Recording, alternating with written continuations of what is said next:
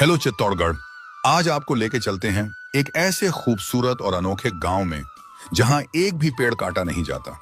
यहां आपको घरों के अंदर से पेड़ बाहर निकलते हुए दिखाई देंगे। जी हाँ, हम बात कर रहे हैं चित्तौड़ से मात्र 10 किमी की दूरी पे स्थित मांदलदा गांव की। यहाँ पहाड़ पे श्री देवनारायण भगवान का मंदिर बना हुआ है, जिसके बारे में बताया जाता है कि यहाँ श्री देवनारायण भगवान ने विश्राम किया था। यहाँ कई साल पुराने लकड़ी के यंत्र मिलेंगे जो लोगों द्वारा लकड़ी काट कर बनाए गए थे। उनको वापस यहाँ लाके रखना पड़ा था। यहाँ पहाड़ की चोटी पर आपको छोटे बच्चों और गायों के पैरों के निशान देखने को मिलेंगे। आप यहाँ एक बार जाए और यहाँ की खूबसूरती जरूर देखें।